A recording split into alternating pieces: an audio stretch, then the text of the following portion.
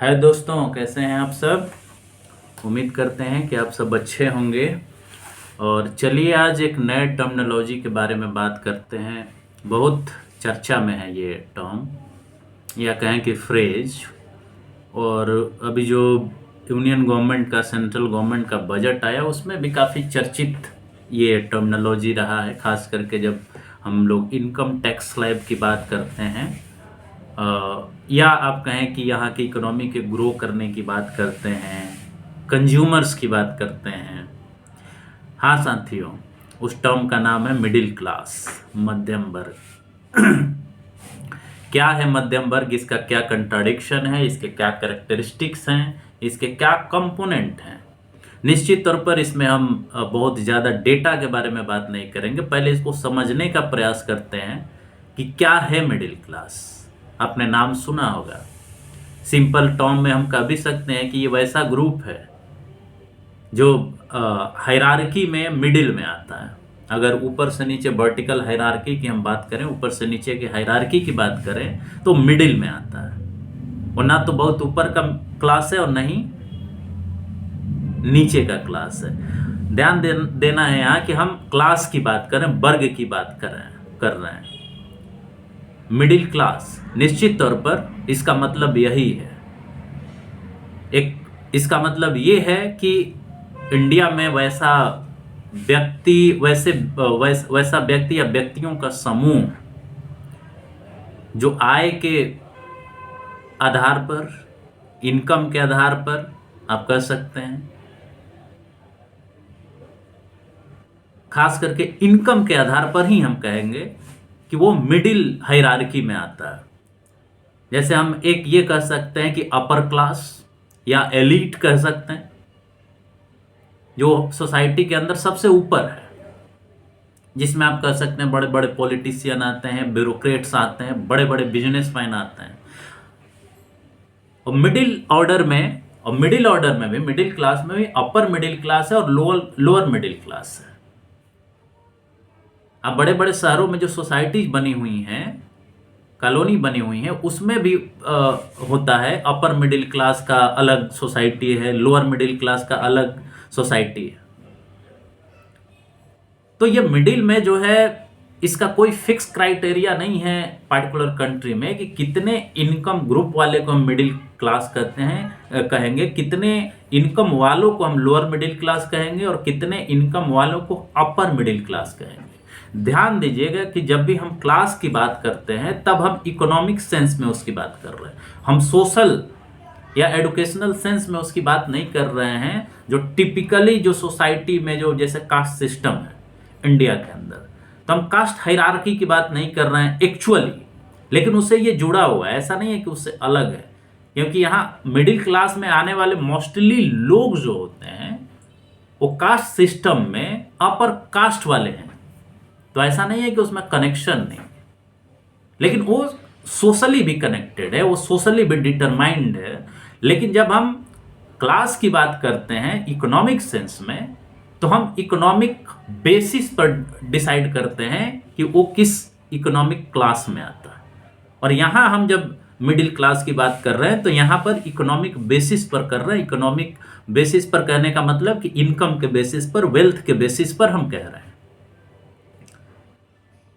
तो जो middle class है इंडिया के अंदर, वो क्लास है जो सबसे ऊपर वाले क्लास और सबसे नीचे वाले क्लास, मतलब आप कह सकते हैं कि वर्किंग क्लास और जो एलिट क्लास है, सबसे ऊपर का क्लास है, उसके बीच में जो एस्टेब्लिश है, जो बीच में आता है, उसको हम लोग मिडिल क्लास कहते हैं। इसके पास बहुत ज़्यादा इनकम भी नहीं होता और बहुत कम इनकम भी नहीं होता।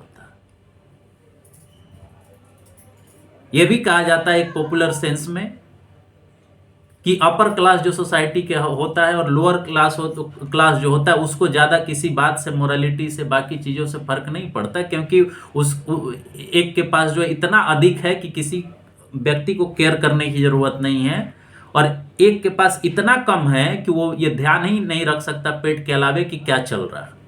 लेकिन मिडिल क्लास एक ऐसा ग्रुप है जो कंट्राडिक्टरी है अपने आप में। उसको इकोनॉमिक एम्पावरमेंट भी चाहिए, मोबिलिटी भी चाहिए, और सोसाइटी के मोरालिटी का सबसे ज्यादा अटैचमेंट उसी के साथ होता है। वो अपना कल्चर छोड़ भी नहीं सकता और दूसरा पूरी तरह से अपना भी नहीं सकता, मतलब बीच में ही वो झूलते रहता है। ओपनली वो कोई स्टैंड नहीं लेगा, लेकिन पॉलिटिक्स में उसकी रुचि होती है, पॉलिटिक्स पे बात करेगा, पॉलिटिक्स पे डिबेट करेगा, लेकिन वोट नहीं देगा, वोट देने नहीं जाएगा।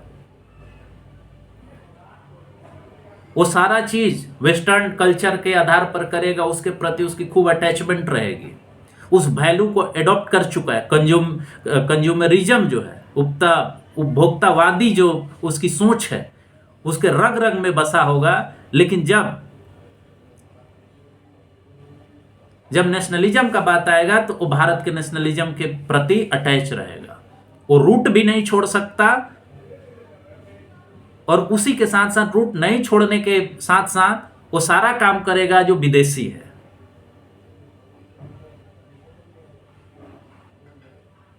वो फॉरेन के सारे कल्चर से इन्फ्लुएंस्ड होगा, लेकिन जब बात आएगी जस्टिफाई करने की तो कहेगा कि नहीं नहीं, हम तो सारे इंडियन वैल्यू सिस्टम को एडॉप्ट करते हैं।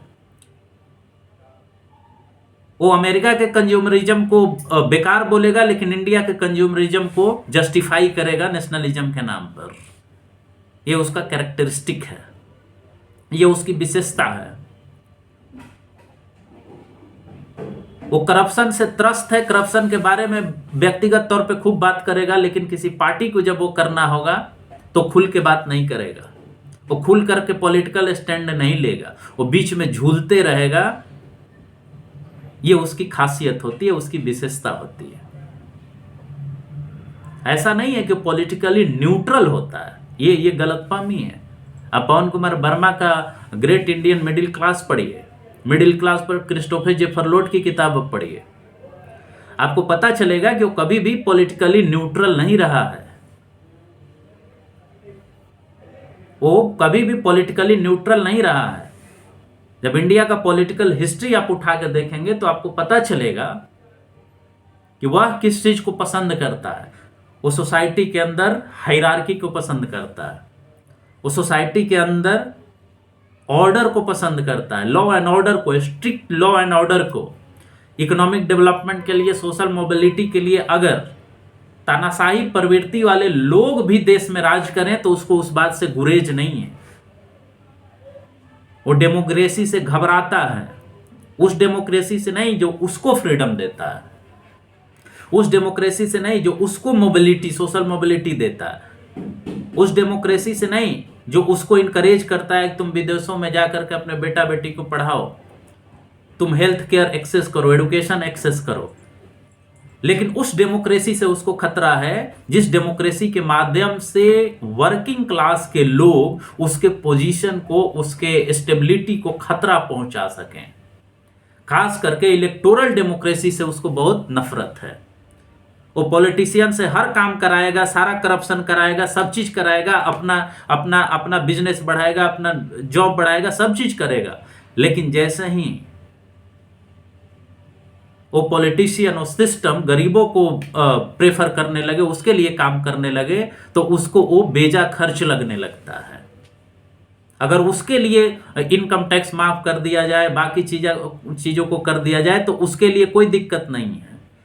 ये यहाँ के मिडिल क्लास की खासियत है। इन किताबों को जब पढ़िएगा तो आपको पता चलेगा कि मिडिल क्लास कभी भी पॉलिटिकली न्यूट्रल नहीं रहा है। वो साइलेंट तरीके से बिना पब्लिक स्टैंड लिए वो पॉलिटिकल आइडियोलॉजी को सपोर्ट करता है। जब इंदिरा गांधी का समय था तो मिडिल क्लास इंदिरा गांधी को सपोर्ट किया था।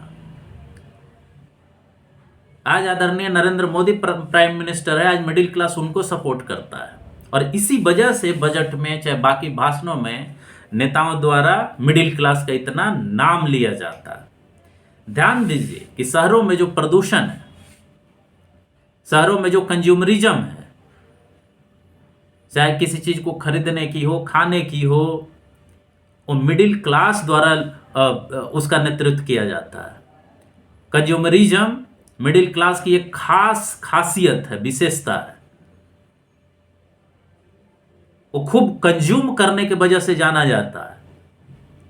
जो बेसिक जरूरत नहीं है उससे अधिक कंज्यूम करने के लिए वो जाना जाता है, वो उसकी विशेषता है। वो कमाएगा और खूब खाएगा।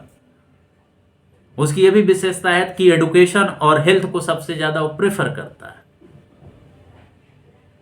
वो अपने सोसाइटी के बगल में कूड़ा डंप करेगा लेकिन उससे उसको कुछ फर्क नहीं पड़ता है। लेकिन भाई गरीब लोग कहीं दिख जाए कूड़ा फेंकते वो फेंकते तो वो उसको नागवार गुजरता है। अब बड़े बड़े सोसाइटी के बगल में कूड़े का ढेर देखिए, वो अपने अलावे किसी और के बारे में चिंतित नहीं होता। यह भी मिडिल क्लास की फितरत है, यह मिडिल क्लास की विशेषता है। और पूरे वर्ल्ड में जो मिडिल क्लास है, जिसको मिडिल क्लास आप कहते हैं, उसको इस बात की चिंता रहती है कि हम भी एलिट क्लास बने, हमारा सोशल मोबिलिटी हो, और उसके लिए उसको इनकम चाहिए, अपॉर्चुनिटी चाहिए। वो रिजर्वेशन से घबराता है, रिजर्वेशन को मानता है कि वो फ्री में दिया हुआ वो है, उसको सोशल इनइक्वालिटी से मतलब नहीं है। सोसाइटी में जो डिस्क्रिमिनेशन है उस बात से उसको कोई मतलब नहीं है।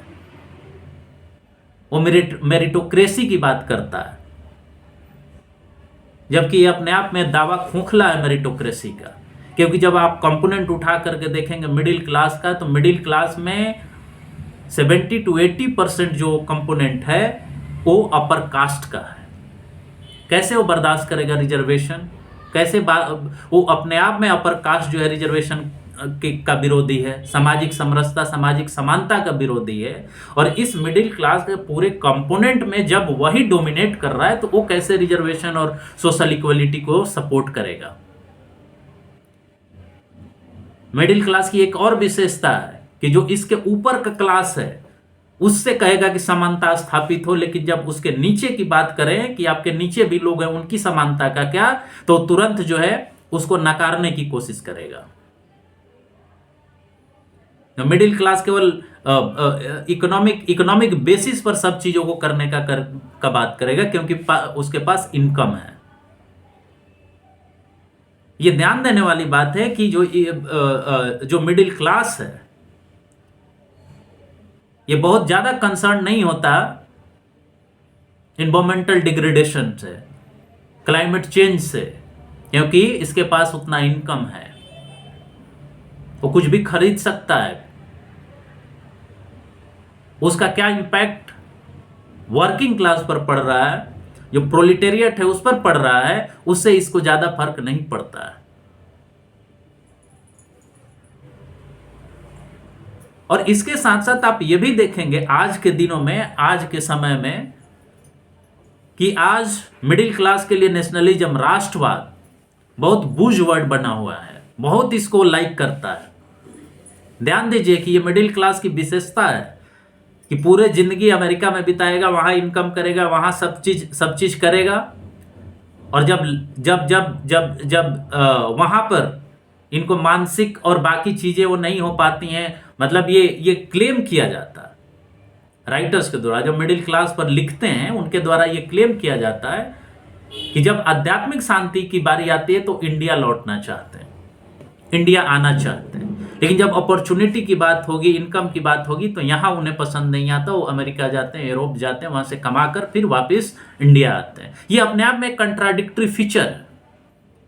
बहुत सारे इंडियंस के बारे में इन किताबों में लिखी हुई है कि वहां जाते हैं एक अपॉर्चुनिटी के लिए, बाकी चीजों के लिए, लेकिन जब वहां का कल्चर देखते हैं तो उनको अपना इंडियन कल्चर याद आता है, फैमिली सिस्टम याद आता है, सोसाइटी याद आती है।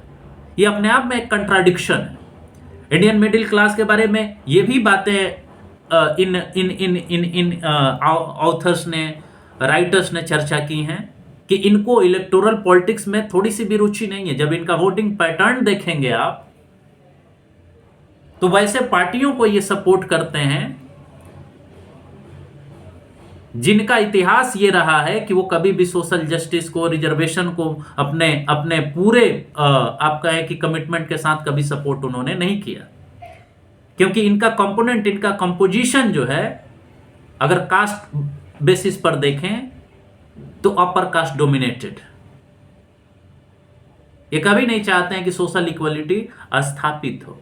ये वोट नहीं करते, ये राजनीति के बारे में चर्चा करेंगे, सारी चीजों के बारे में चर्चा करेंगे, टीवी डिबेट में भर भर के चर्चा करेंगे, ऐसे है वैसे है, ये राजनीतिक पार्टी ये कर रही है, ये सारा काम करेंगे। लेकिन जब वोट देना होगा, क्योंकि ये जान रहे हैं कि हमारी संख्या कम हो जाती है, तो ये वोट ही देने नहीं जाते।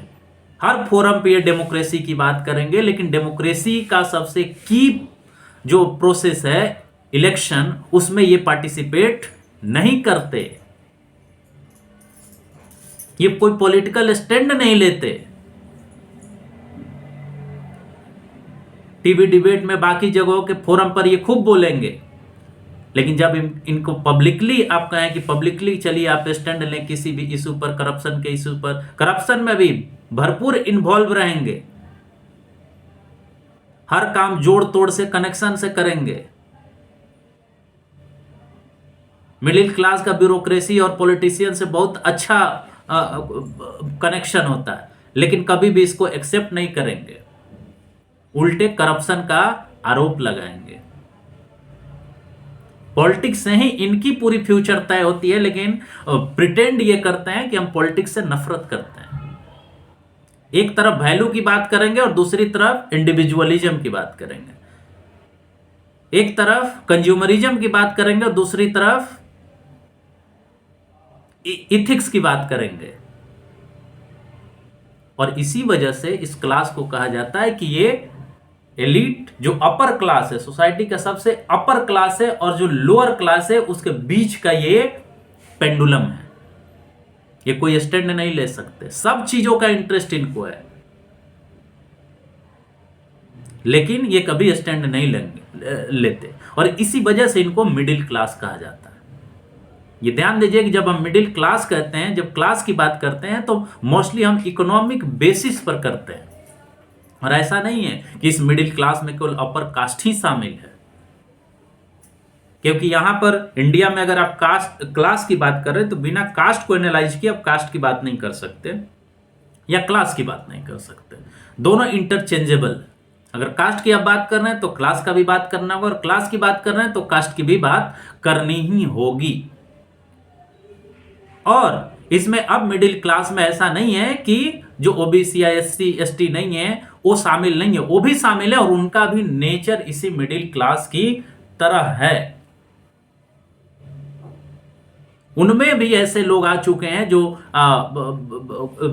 कुछ सालों पहले तक एससी एसटी ओबीसी था, और वो लोग जो मिडिल क्लास में शामिल हो गए इकोनॉमिकली, उनका भी नेचर इनसे अलग नहीं है, इनका भी पॉलिटिकल प्रेफरेंसेज वही है, ये भी वैसे ही सोचते हैं, क्योंकि यहां पर आकर के इनका एक नया क्लास बनता है जिसको मिडिल क्लास आप कहते हैं। चाहे अपर मिडिल क्लास हो चाहे लोअर मिडिल क्लास हो, वो केवल अपना सोचता है, इंडिविजुअली सोचता है, वो पे बैक टू सोसाइटी के बारे में नहीं सोचता।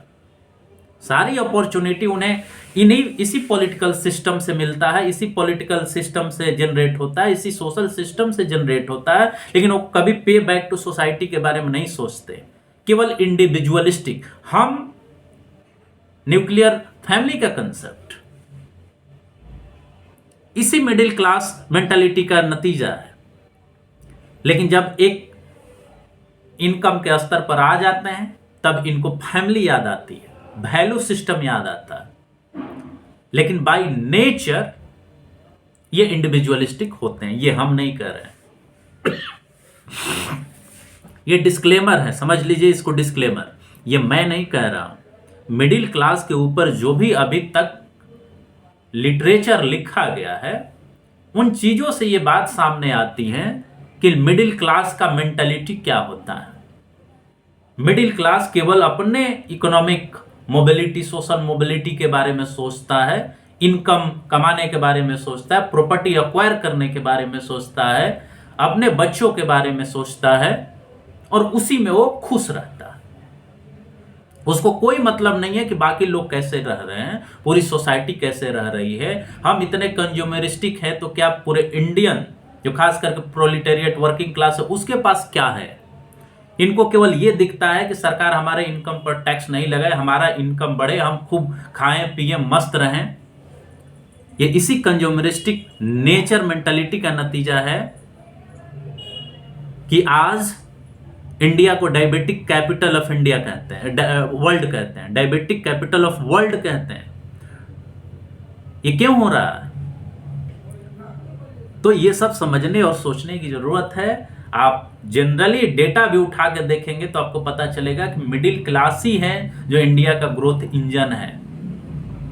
इकोनॉमिक सर्वे में इस बात को बोला गया है कि पूरा जो अमेरिकन या वेस्टर्न इकोनॉमिक मॉडल है वो कंज्यूमरिस्टिक है, वही वातावरण को नुकसान पहुंचाने के लिए जिम्मेवार है। जबकि सच्चाई ये भी है कि Indian growth story, Indian economic जो डेवलपमेंट का स्टोरी है पूरी तरह से मिडिल क्लास ओरिएंटेड है, मिडिल क्लास लेड है, मिडिल क्लास बेस्ड है, कंज्यूमरिज्म पर आधारित है। अब सिटीज में देखिए ना, जो बड़े बड़े कॉलोनी बने हैं, सिटीज बने हैं, वहां पर क्या हाल है कूड़ा कचरा का, किस तरह से जो बेसिक चीजें हैं उससे अधिक खरीदने और दिखाने की कोशिश, दिखाना, शो ऑफ भी मिडिल क्लास का कैरेक्टर है। तो इसे समझने की जरूरत है और इसके रोल को समझने की जरूरत है कि आज के डेमोक्रेसी में, डेमोक्रेटिक सिस्टम में ये कैसे काम कर रहा है। वोटिंग का इनका डेटा और सर्वे उठा के देखिएगा तो बहुत लेस प्रेफरेंस होता है वोट देना, लेकिन हर दिन चर्चा करेंगे डेमोक्रेसी के बारे में। इनको कोई दिक्कत नहीं है तानाशाही से, बस समाज में यथा स्थिति बना रहना चाहिए, क्योंकि इनका सामाजिक और इकोनॉमिक स्तर डाउन नहीं होना चाहिए, टैक्स नहीं इन पे लगना चाहिए। ये बहुत सारी बातें हैं जो आपको समझने की जरूरत है मिडिल क्लास के बारे में। मिडिल क्लास के बारे में जानिए, क्योंकि ये आपके ग्रोथ स्टोरी का बहुत ही इंपॉर्टेंट इंग्रेडिएंट है। आने वाले समय में और इंपॉर्टेंट हो सकता है, क्योंकि पूरी इकोनॉमी जो है डिमांड आधारित है, कंजम्पशन आधारित है। और कंजम्पशन कौन सबसे अधिक कर रहा है? मिडिल क्लास कर रहा है, क्योंकि उनके पास इनकम आ रहा है। सोसाइटी में इनइक्वालिटी का सवाल है, इक्वालिटी का सवाल है, डेमोक्रेटाइजेशन का सवाल है। ये सारी चीजें मिडिल क्लास को समझने से जुड़ी हुई हैं, और इसलिए मैं उम्मीद करता हूं कि मिडिल क्लास को आप समझिए।